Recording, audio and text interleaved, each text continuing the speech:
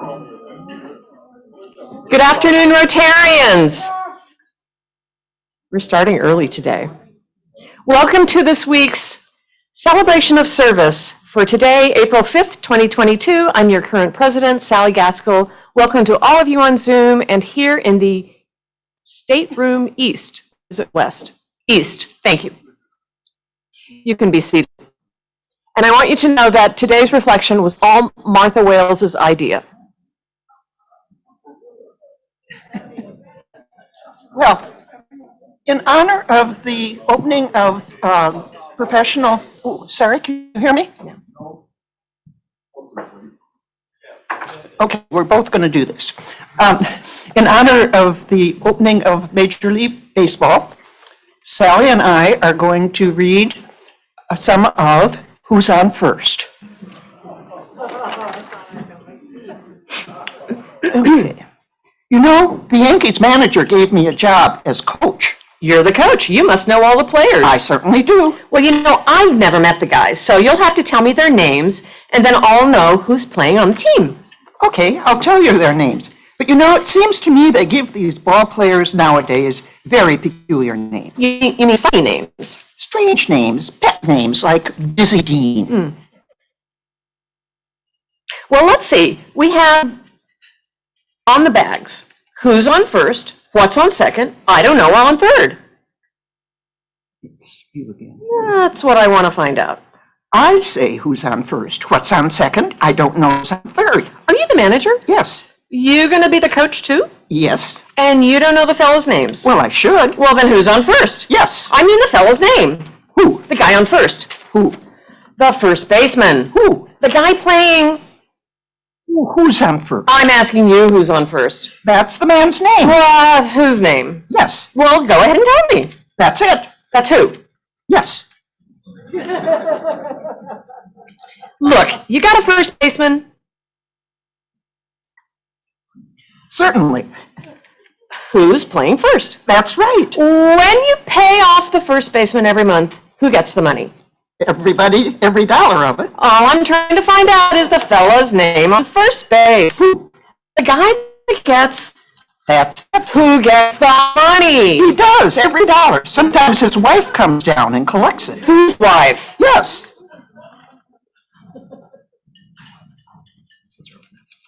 What's wrong with that? Look, all I want to know is when you sign up the first baseman, how does he sign his name? Who? The guy. Who? How does he sign? That's how he signs it. Who? Yes. All I'm trying to find out is what's the guy's name on first base? No, what's on second base? I'm not asking you who's on second. Who's on first? One base at a time. Well, don't change the players around. I'm not changing nobody. I'm only asking you who's the guy on first base. That's right. Okay. All right. What's the guy's name on first base? No, what is on second? I'm not asking you who's on second. Who's on first? I don't know. He's on third. We're not talking about him. Now, how did I get to third base? Why, you mentioned his name. If I'd mentioned the third baseman's name, who did I say is playing third? No, who's playing first? What's on base? What's on second? I don't know. He's on third. There I go, back on third again. Would you just stay on third base and don't go off it? Okay, what do you want to know? Now, who's playing third base? Why do you insist on putting who on third base? What am I putting on third? No, what is second? You don't want who on second? Who is on first? I don't know. Third base. Look, you got an outfield? Sure. The left fielder's name? Why? I just thought I'd ask you. Well, I just thought I'd tell you. Then tell me who's playing left field. Who's playing first? I'm not staying to the infield. I want to know what the guy's name in left field. No, what is on second? I'm not asking you who's on second. Who's on first? I don't know. Third base. No, we're not done. Yes, we are. Oh, no, you're not. The left fielder's name? Why? Because. Oh, he's center field. Look, you got a pitcher on this team? Sure. The pitcher's name? Tomorrow. You don't want to tell me today? I'm telling you now. Then go ahead. Tomorrow. What time? What time what? What time tomorrow you got to tell me who's pitching? Now listen, who is not pitching? I'll break your arm, you say who's on first. I want to know what's the pitcher's name. What's on second? I don't know. Third base. So we will stop there. Oh, he's our catcher. Yeah. Oh dear, we have no screen. Broke it.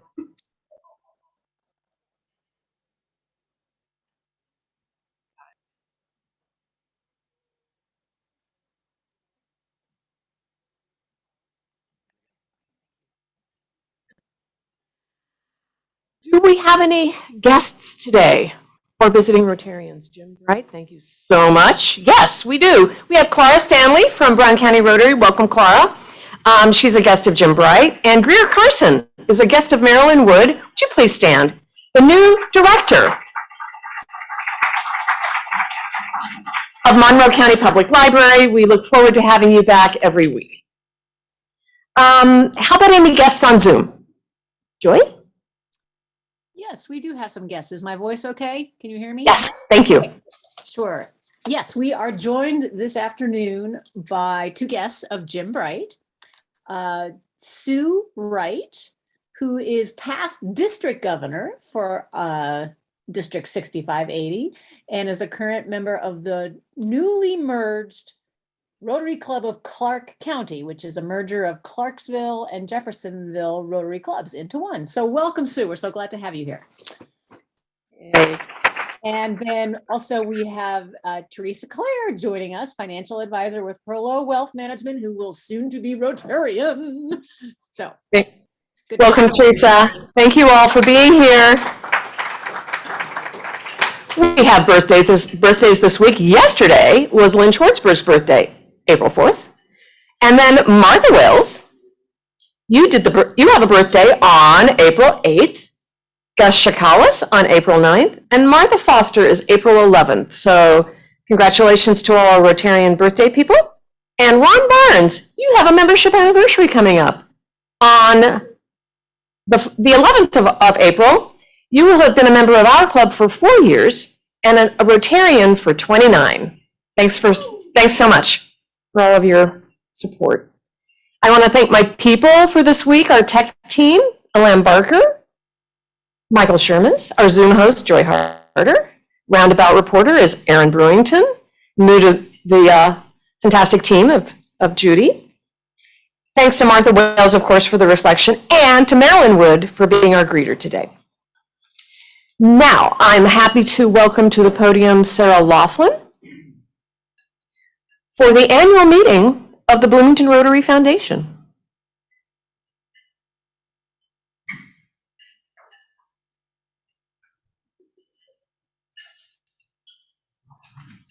Well, thank you all for coming. I know this is the highlight of your year, the annual meeting of the Bloomington Rotary Foundation, as it should be, because we've had a really busy year at the foundation, and it is in our bylaws that this group is the membership of the foundation. Our job at the foundation is to completely support the Bloomington Rotary Club and its efforts at community service.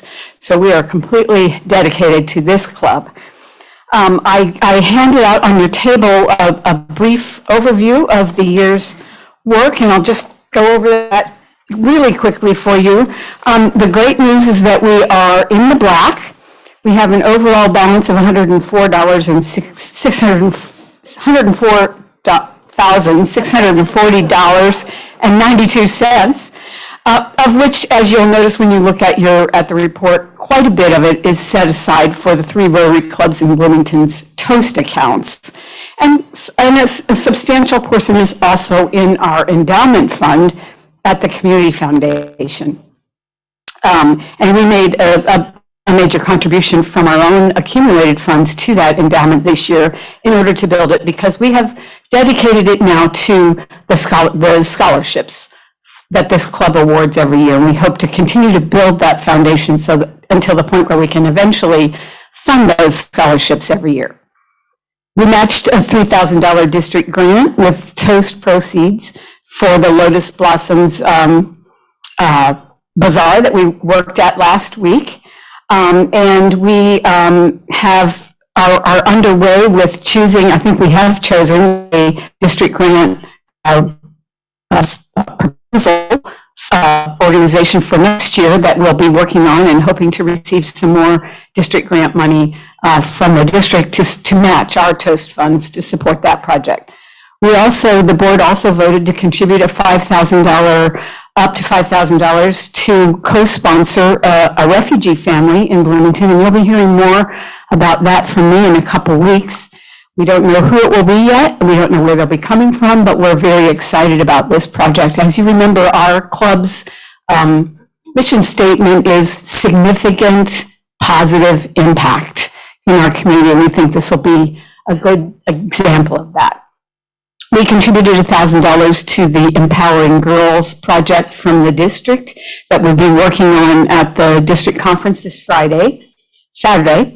And we continue to hold the funds that we make from the Rotary Toast for the 3 Bloomington clubs.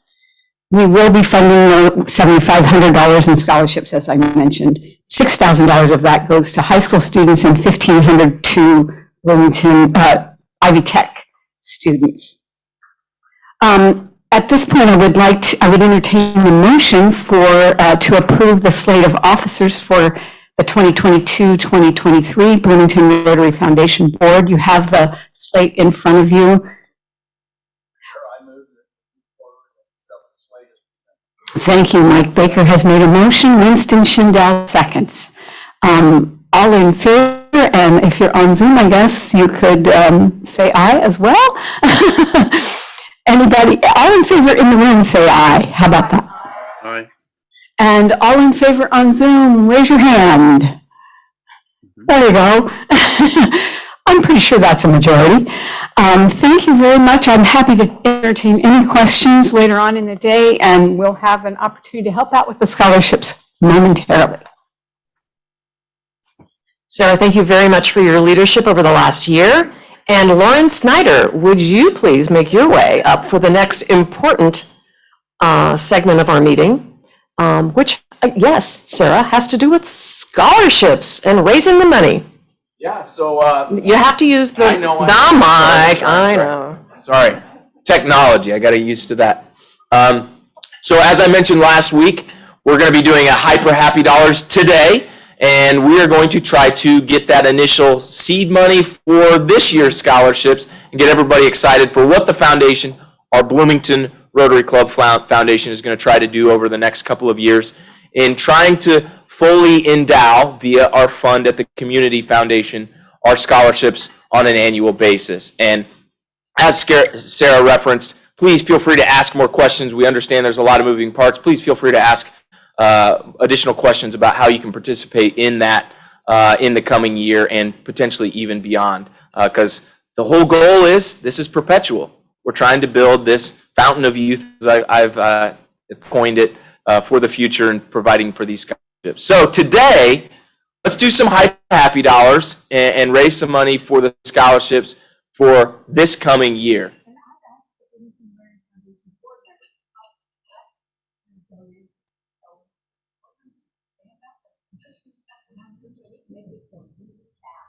You can also give via PayPal.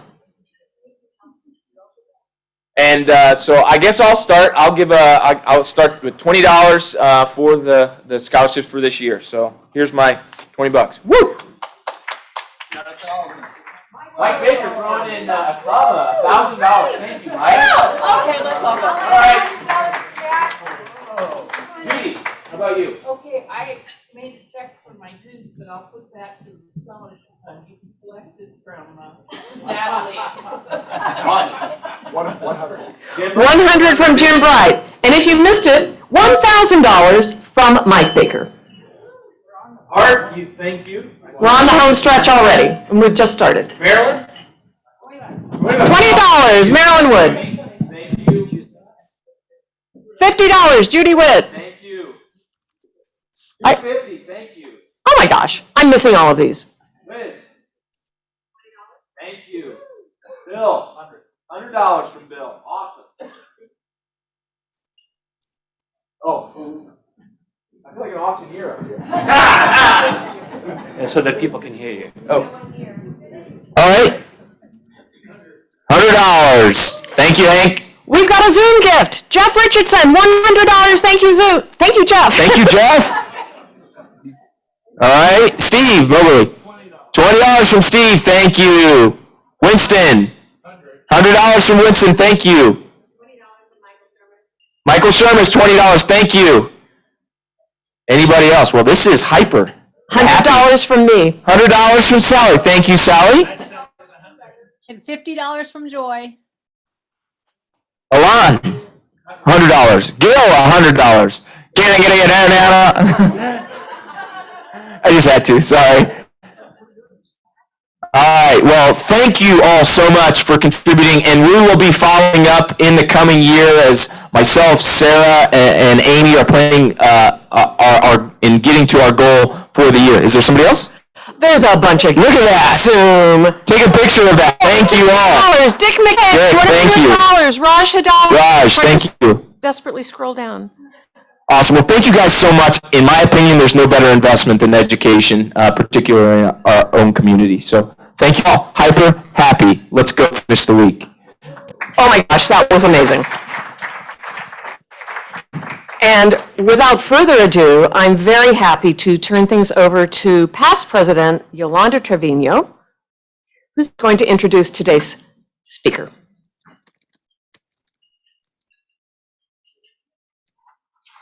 Thank you. I'm very, very happy to introduce Dr. Lemuel W. Watson, who is Associate Vice President for Diversity, Equity, and Multicultural Affairs. He's the Provost Professor for Education and Senior Scientist at the Kinsey Institute at Indiana University. He's also a Senior Scholar Fellow at the Antioch Graduate School of Leadership and Change. As a certified mindfulness teacher by Search Inside Yourself Leadership Institute, and as a certified mindfulness organizational strategist by the Institute for Organizational Science and Mindfulness, he currently focuses on mindful leadership and talent management to enhance work and learning environments. A seasoned leader whose career spans various industries, including educational, nonprofit organizations, private, and entrepreneurial small businesses. He has worked as a consultant on public policy and talent management issues worldwide. He has written books, monographs, and articles related to research on leadership, underrepresented populations, LGBTQ+, public policy, and human development. He commits to leaving the world better than how he found it. He has a genuine love for those who he meets and is curious to get to know them authentically. His Southern roots are deep and wide, yet has a passionate love for the Midwest and other parts of the world that has helped shape his perspective on life. He moves about the world as an educator, advocate, leader, minister, poet, and collaborator with various individuals and groups. He believes that there's no separating life into compartments, but that each day and all experiences help one to become fully awake. Dr. Watson is also a distinguished professor and Dean Emeritus and founding executive director of the Center for Innovation in Higher Education at the University of South Carolina. And notice how I said that as with a Southern accent, South Carolina. And founding executive director of the Center for P through 12 Engagement and Dean of the College of Education at Northern Illinois University. He is former host of the South Carolina Educational Television Series, Carolina Classrooms, and a Fulbright Scholar to Belarus. Dr. Watson.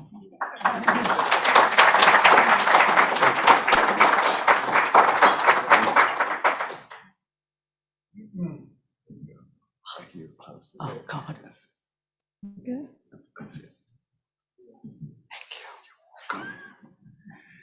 Let's see, I have to make sure I look good up here. I think that's it, right? There you go. Thank you.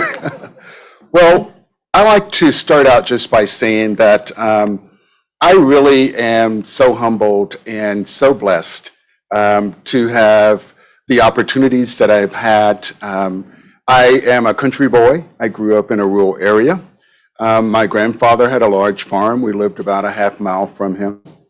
And I'm so lucky to have experienced a community that helped shape me with values and love, and to know who I was before I left home. I have not had to depend on the world to tell me who I am and whose I am. And I think that's a fortunate thing to have when a child is able to be raised in that way. Notice, okay, I'm going to start my PowerPoint. How do I? Okay. Notice my purpose, or the title of this particular talk and conversation. I really would love for it to be more of a conversation. And the reason I have purpose, inclusion, and change is because over the last 2 years, but really more than that, we have been faced in our society with challenges with how we. Can I make an adjustment? Yes. So that people can see what you're saying. There we go. Okay, thank you. With how to relate to each other, how to be in conversation with each other. And as I ponder the workplace and our communities and our society, one of the things that I see we're missing very much of is the notion of grace and being able to be in a conversation and disagree with each other and still walk away with respect. And I think this also falls very heavily upon institutions of higher education and how we're able to help students learn and how we're able to help each other stay in the workplace to do innovative things. I always think of a quote by John Newman from 1889, where he spoke about the purpose of a university is for everybody to come together from all over the world so that you may have conversations and reflections and learn from one another, so that when you go back to your place of origin, you go back so much greater. Indeed, you carry the world with you back. And I think we have to have that notion in this day and age. And so this afternoon, I would like to speak with you about, let's see here, challenges and change.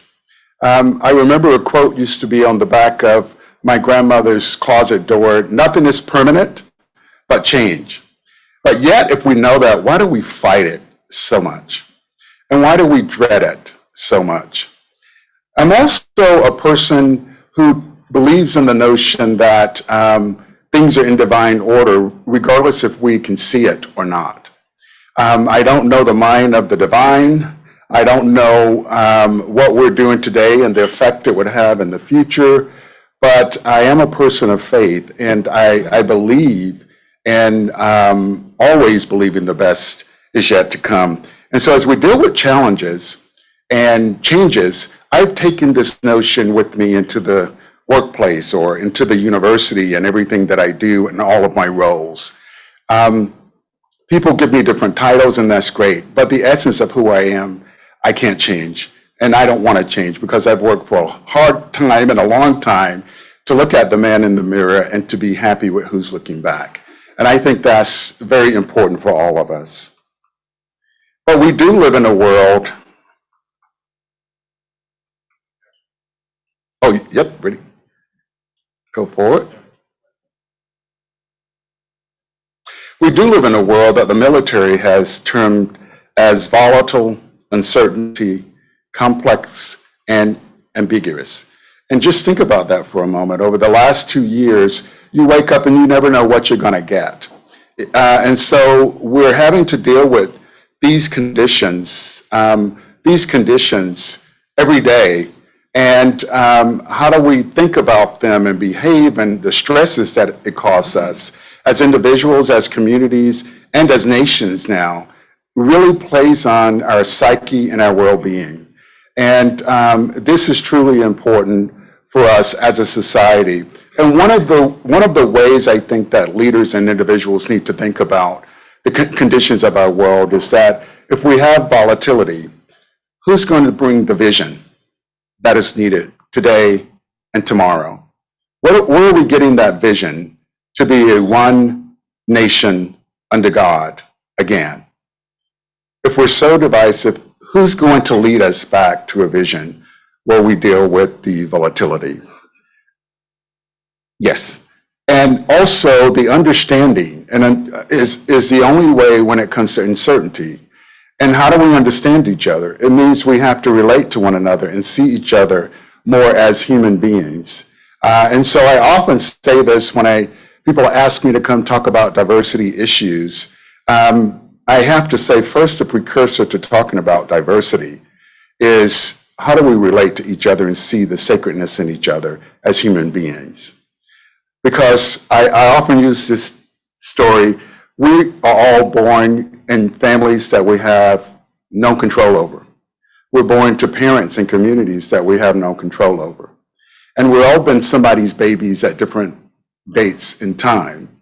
And so having an understanding and meeting people where they are with grace and forgiveness and the opportunity to reach them where they are is essential as we deal with this work, or as I deal with my work with regards to diversity and inclusion and justice.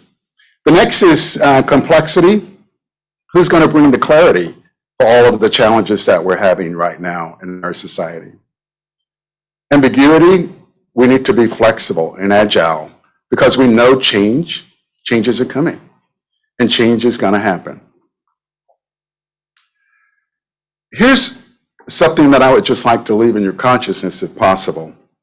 The notion and act of becoming is an awareness, a change. And no, that's okay. And a condition that requires of me to be cognizant. I think that's really important. That first of all, how do you pause when you need to be aware of something and what needs to be done? Next is, we're not separate from our character, our values, and our way of being as leaders. And recognizing our humanity as we strive to humanize our organization is one of the most pressing issues of transformative leaders. And leaders can be anyone from a housewife to a teacher to a leader of an organization. I think you're all leaders here. And becoming, one is not separate or singular in the experience, because a person turns back to legacy, history, and gathers something of the past and carries it forward in spirit and in mind. And I think this is really important in where we have to deal with our histories as a country and as a world, is how to make sense out of our histories to bring them forward in order to connect with one another. So questions I often leave individuals with is, how do we begin to talk about diversity and inclusion and equity as leaders, individuals, and colleagues to convey personal commitments, professional responsibility, and legal obligations to the organization? Therefore, according to my duties, our missions of the institution and values and goals of the organization, how do I ensure that I act with integrity towards all individuals? So I like to approach this work with the notion of responsibility and integrity. If you know you live in a global world and you serve a global world, shouldn't everyone be competent to know at least something about various people and their histories and where they were born and how they were born? Shouldn't we know at least how to get them to places they need to in order to be helped if we can't? Isn't it part of our integrity, the minimum required of competencies of leaders and individuals who are at the front desk in organizations? You wouldn't want someone who's not competent in accounting leading your organization. You wouldn't want someone who doesn't know personnel in your personnel department. And so these are competencies now in the world that we live in, is to know various things about various people in order to serve them so that when they leave your office, your presence, your home, they feel at least that they matter and something has been gained. So I approach this work when people ask me and want to argue about things, it's like, where's your responsibility and where's your integrity to the organization and to people that you serve? And this is John Goodlatte, who is a phenomenal educator. He died about 6 years ago. He died at 92 years old, and I was lucky enough to spend a day with him. But one of his quotes here that always speaks out to me is the most controversial issues of the 21st century will pertain to the ends and means of modifying human behavior, and who shall determine them. The first educational question will not be what knowledge is of the most worth, but what kind of human being do we want to produce? The possibility virtually defy our imagination. And that's an important question I think we all need to ask ourselves. Who are we becoming as individuals, as families, and a nation with values and integrity? So I'm going to share now one of the things I was called to do and asked to do for Indiana University in 2020 was to lead the anti-racist agenda for Indiana University. And I'm going to share with you just an overview of that. And what Indiana made the commitment to do was to make sure that you would address racism wherever it stood. And so the goals was to communicate and denounce racism in all forms, to help coordinate resources to equip IU to address systemic racism, and opportunities to enhance IU in building equitable and welcoming environments. The guiding principles were, of course, focused on retention, recruitment, and pathways for success, to work on an environment where the institution was clearly addressing anti-racist issues. And what does that mean? That means that you're looking at policies, practices, procedures that tend to shut out others in ways structurally that disadvantage them. And so that's what that means. The essential areas that we focused on was really looking at faculty, staff, students, administration, admissions and enrollment, review of buildings and spaces, IUPD work, and they have been phenomenal with coming to the table and creating task force on each campus, procurement practices, as well as international and global initiatives. There were 4 phases of this work so that we could work together as an entire IU community. And so the first phase was how do we identify and catalog and set directions across our campuses to work together. So a checklist was developed not to make people do anything, but it was a checklist to just ask, where are you regarding the guiding principles in the areas, and what do you need help with? Because we know that each campus is in a unique community and people are at different places. And there is a dashboard that was developed on the website that anyone can look and see what the results of the phases were. The last phase was reflect and create systemic implementation plans. And we went about doing that with setting forth the second year. But let me show you some of the accomplishments.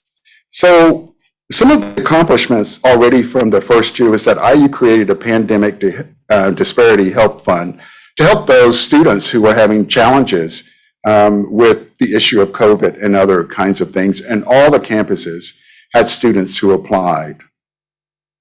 In addition, there was money from this fund to help with mental health issues. Nowadays, mental health has come to the forefront of what we're dealing with in our society. And you can see mental health, whether you want to call it that, people acting crazy or what, why are people acting different? We have began to see this as an issue in our society in a major way. And the next thing was the IU Racial Justice Research Fund. And this fund was for faculty who wanted to look at issues dealing with race and racism. And so they were awarded funds. I think 33 different faculty were awarded funding for that. Again, the IU Chief Community Advisory Board, so on and so forth. I'm going to read all these because all of these are on our website if you would like to see them, diversity.edu for Indiana University. And the next steps, again, we continue to enhance communication and knowledge regarding this initiative, funding and resource sharing, budgetary and philanthropy, asking questions of how are we being accountable and transparent with what we're doing and fair to everyone, thinking about ways to pull together all of the DEI staff across campuses to work together, annual reviews, as well as developing a mechanism that conveys the importance of student voices in this. And from this, I just, one of the things I found really important that I use sometimes just with groups is just to share with them, why is this important and how does this affect them? And when you think about this personally, emotional intelligence and social intelligence and cultural intelligence and implicit bias is really something that's very personal. I like to say that, we have to be realistic with what we're trying to do in the workplace. We want people to respect each other and to be able to get along and communicate in ways that are productive. I don't by any means believe that we're going to create some environment where everybody loves one another, because I know people are married to people they sleep with every night and are not happy with them and speak with them. And we know people are in families that come together and won't speak with each other. So I think we have to be sensitive and clear and reasonable with what we're trying to do. But people should be able to stop, have that sacred pause, as Dr. Frankel reminds us, is that, you have a moment there, if you just pause, stop, before reacting and ask yourself, will this help the situation or will this make the situation worse? So I think that comes with the personal and professional responsibility. But then we have to work in teams. So how do we work across teams and work with people that you can't stand, but you have to sit at the table and be productive with them? I mean, I'm being real here. I see heads shaking and I'm glad because this is real. But how do you stay at the table and be productive for the organization and for your students and for the clients, right? The other thing is organization and organizational structure. There is no way you can be the most innovative company, the most innovative department, the most innovative program, the most innovative town, if you don't have people from various areas of life working with you to give you that knowledge to make you better, to fill in that blind spot. So one of the things with organizational structure that I believe is that you should at least think about who's not around the table. And how do you get those perspectives if you don't have the capacity to get them there? So that you become better and more reflective as an organization. And then the next question is, what are the barriers that are prohibiting one from having that diversity around the table? And I don't necessarily think diversity is going out with race and trying to get people of different races, because I do believe it in our society nowadays that you have generations that have been raised together who are very similar regardless of what their color is.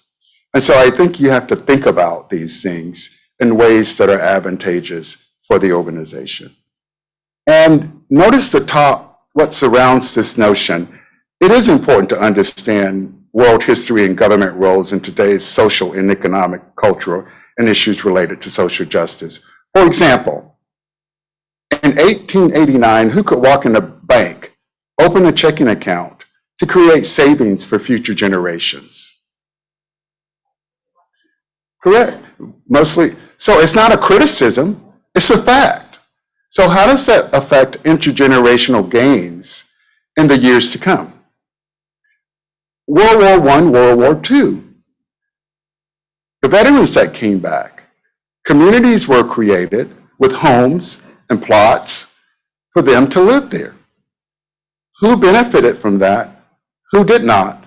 Who was able to collect wealth and pass it on to future generations? I don't have to argue with you about this. These are facts. The other thing is, when you think about farmers in 1900, which farmers were giving subsidy to help out when there were hard times and which were not? I don't have to argue with you about that. The data's there. So how does this affect intergenerational gains that we need to talk about? People don't have to feel guilty for it. That's not the answer. But the answer is the understanding of how and why. That's really important for all of us to make sure that we think about that. The other thing is the understanding of specific laws and policies of the United States and how they have influenced our society today across all groups of people is really important. And here's one example that I will give you. Think of our interstate system. When they went through major cities, where did they put the interstates? What happened to those communities? I don't have to argue about that. That is a fact. So these are facts of our mother, and dealing with those is something we have to do, just like any family. You're going to have to come to the table to sit down and have a discussion. Mother America, with all her children, is going to have to come to terms with what is and what is the truth about all her different children. And this is important. And the last thing is sharing an understanding of integrity, building trust, being curious and respectful and honest in the organization should be the expectation for all, point blank. So, as I wrap up here, I like Parker Palmer. If you haven't heard of him, he's a wonderful man that talks about spirit and self as a teacher. And he is a teacher, but he has this community of learners where he helps people understand that there is no separating spirit from knowledge, like we want to separate spirit from school and all of that notion. So the human self also has a nature, limits, as well as potential. If you seek vocation without understanding materials that you're working with, what you build with your life will be ungainly and may well put lives in peril, your own and some of those around you. Taking it in the service of high values is no virtue and has nothing to do with vocation.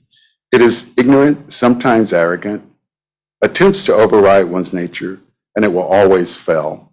And what that says to me is that we have to find ways to be ourselves and to be authentic and to communicate that in ways to build bridges with each other and to show each other light. So I'm going to end there and ask if there are any questions that you all might have. So I'm done with the PowerPoint. So if you want to, there you go. Okay. Thank you.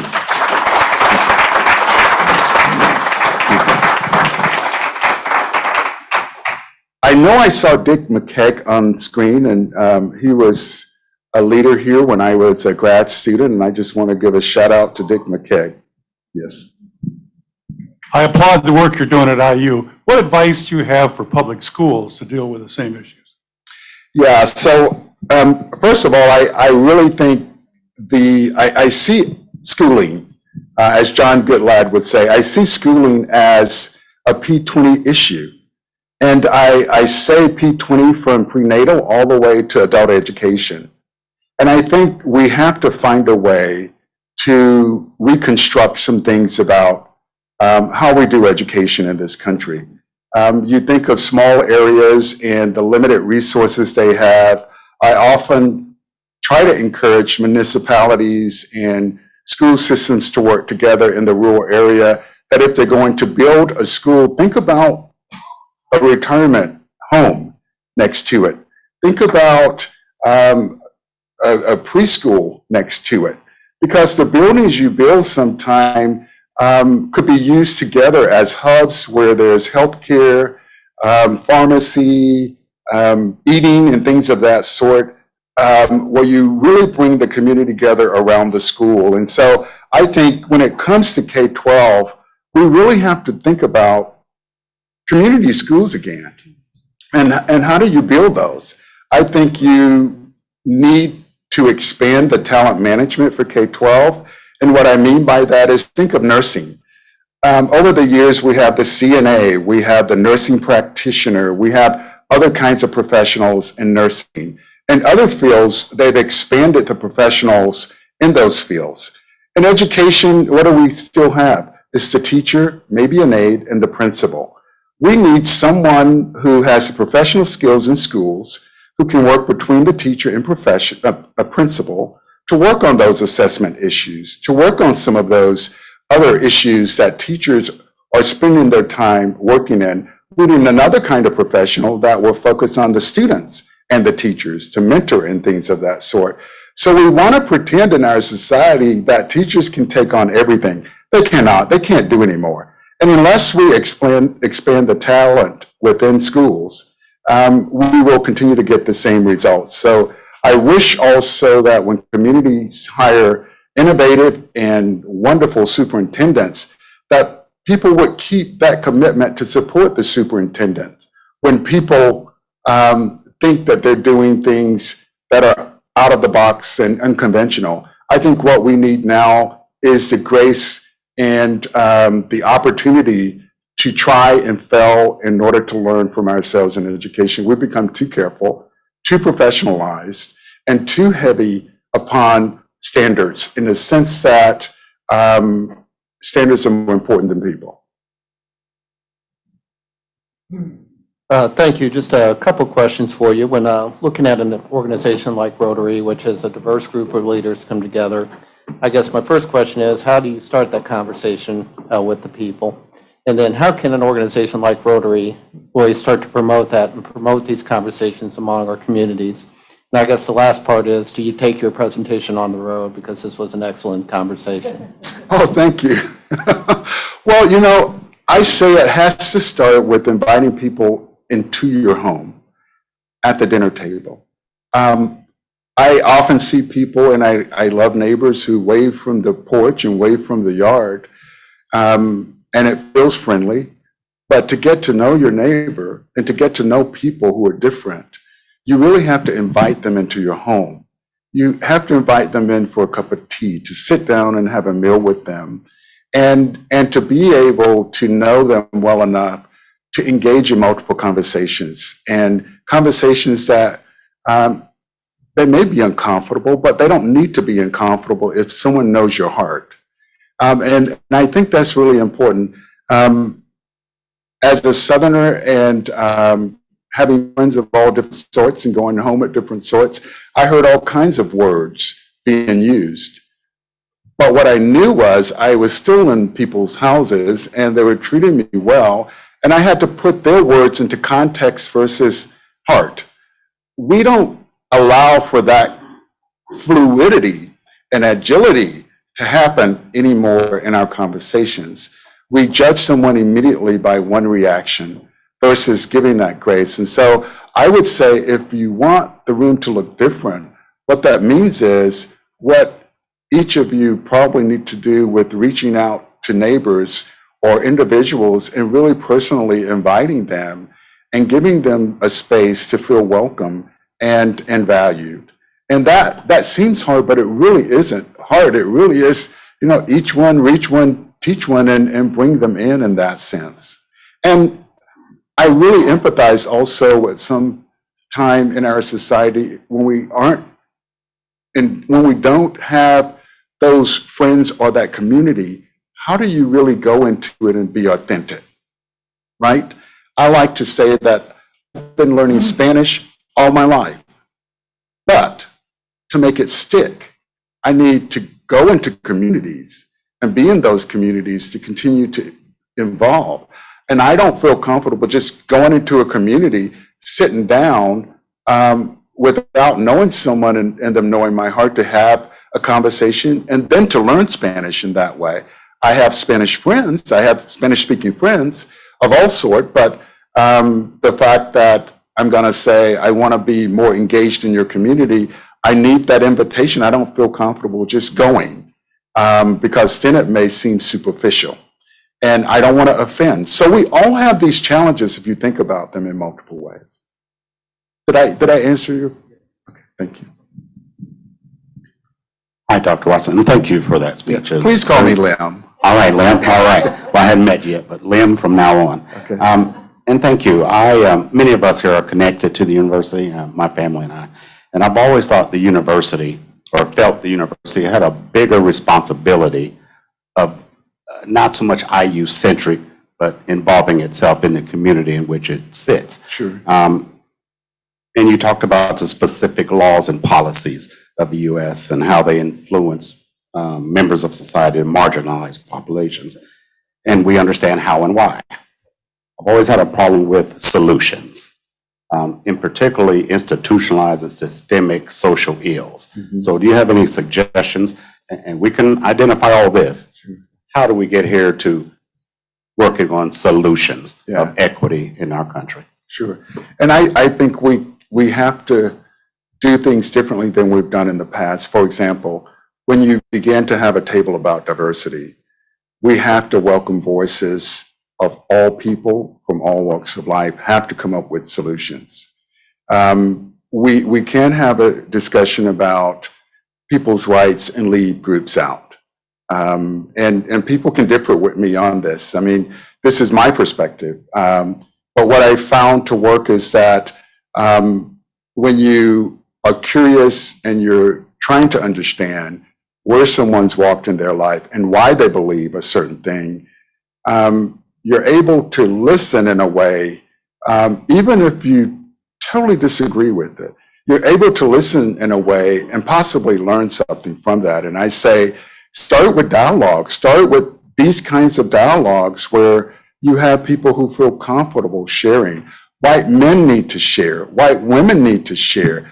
Everyone needs to share, because one of the things we've done that is so hurtful in our country is to create boxes. Creating a box for white people, I mean, what does that mean? Creating a box for Black people, what does that mean? We know we're all from different places and different countries and different backgrounds, even with regions in this country. So this notion of checking boxes is ridiculous. And I wonder why we continue to perpetuate that. Because it brings nothing. It brings nothing to no one together in a way that you're really addressing their unique concerns.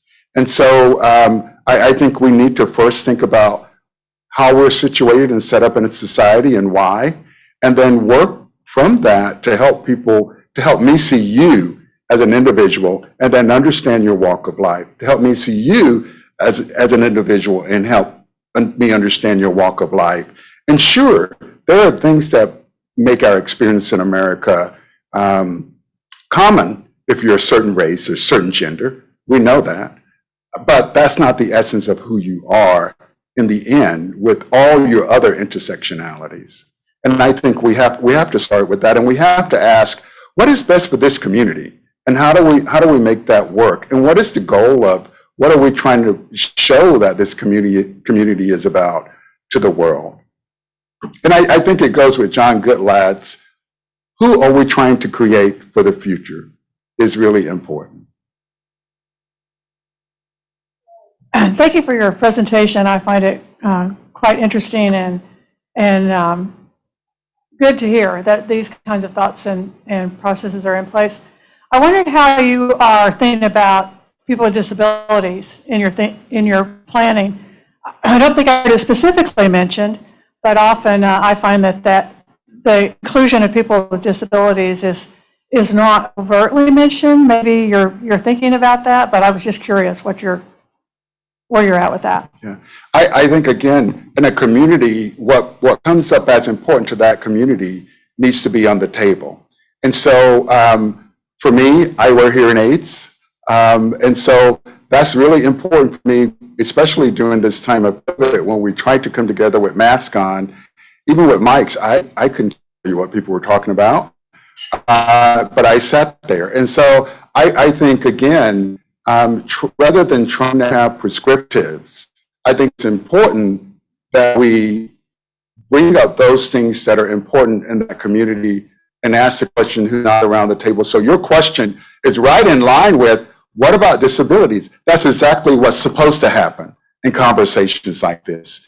And so I was able to convey, you can't see them, but I just got brand new hearing aids, as a matter of fact. And I'm amazed at how well they work, but I think it's important, and it makes a difference with disabilities, and, or, you know, the other thing we don't typically include is spirituality is another, and how that affects us. And so I think whatever that community is, what come up for that community is really important. Another thing is intergeneration. I know that a lot of conflict in the workplace is across generations that are very different and perceive the world very differently. And so anything is on the table when it comes to the table with regards to diversity. I know we had 3 questions. Oh, I'm sorry. Let's see. Thank you. You told me about that when I first started. You did. Oh, they're all comments. Okay. Thank you. All right. Maybe one more One question. more. Back in the back. You talk about getting seats at the table, and then I think of the term mansplaining, which most of us know, where men presume to speak on behalf of others. Is white-splaining a problem? You know, I think it depends on the community. I really do. I hate to say seats at the table because then someone's going to say, no, you should start in the kitchen. Well, who's preparing the food in the kitchen? So again, I think being agile, learning, and when it's mansplaining, I think my job then, or our job, will be, wait a minute, Ted, just let Mary give her perspective. And I think we need to be sensitive to that, especially as leaders. I do. Thank you. Thank you for your, thank you.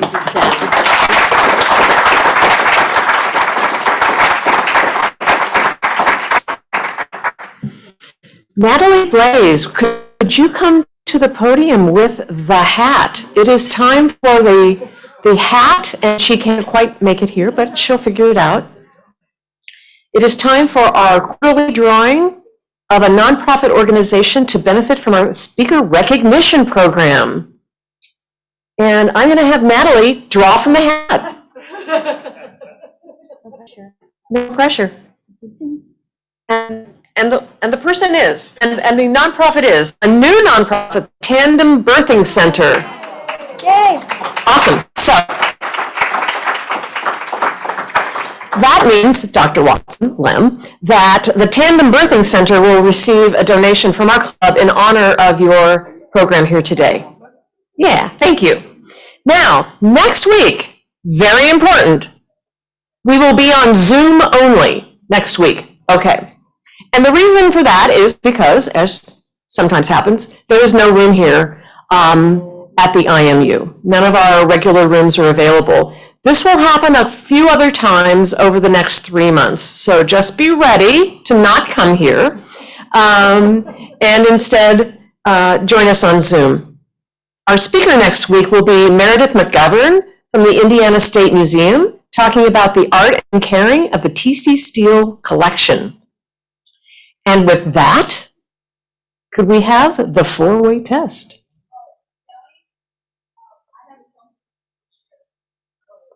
Clara? Yeah. Okay. It's okay. We need you. Okay, we need for you to speak with a microphone so our Zoom participants can. I'm sorry, I'm Clara Stanley from Brown County. And first of all, would you allow for me to donate $10 for your foundation scholarship drive? Thank you very much. This is what I prepared today, but I was so intimidated by you guys. So I was like hesitant, but I'm glad to donate. I have a homework from Brown County. When I come here, normally I have a homework. So the highlights here, and a lot of people are supporting Brown County's Chamber Fest. Brown County, we had a tremendous concert last Sunday with Professor Brandon Damus and then Professor Jim Campbell and Professor Tabuta, who are all IU faculty members who came to Brown County through the world top-notch internationally, like award-winning performance. So the Chamber Fest is like a movement to spread this classical music appreciation, especially through rural areas, especially colleges helping. The Chamber Fest as one big supporter as a rural engagement. What we do, we did really series of a wonderful performance and concerts. And May the 1st, which is Sunday, the Dr. Cyan or C-S-I-A-N, Mooney. She's Dr. Mooney, Dean of the School of Public and Environmental Affairs of IU, she graciously offered her house to be a home concert, which is going to be only for private invitation. So the director of this Chamber Fest, Brown County, Annie Hawk, she gave me a mission to deliver this message to distinguished Bloomington Rotary members. I'm going to chase down people who donated $1,000, $500 today. This is going to be in a house just south of the IU campus, and it's Sunday, May the 1st. The reception starts 6:30, and then Professor Fabuta, if I pronounce her name correctly, she's an IU faculty member. She's a beautiful pianist, and she's gonna play on her beautiful that grand piano. And I'm trying to recruit Dr. Spencer to come with me, and I'm going to come this Saturday to district conference. So I will chase the Bloomington Rotary people again to deliver my private invitation. So again, May the 1st, Sunday, and please try to contact Jim if you don't have my contact information, and please contact me through Jim, and I'd love to have you to come to the concert. Thank you so much. Clara, thank you for that. And also, thank you for reminding us that this Saturday, right here at the IMU, is the district conference. And we have how many Bloomington Rotarians, Jim Bright? 27 of us will be there, along with about 150 other Rotarians from Southern Indiana. So I'm looking forward to seeing everybody there. Next Tuesday, stay home. We'll be on Zoom. And with that, let's do the four-way test of the things we think, say, or do. First, is it the truth? Second, is it fair to all concerned? Third, will it build goodwill and better friendships? Fourth, will it be beneficial to all concerned? And fifth, is it fun?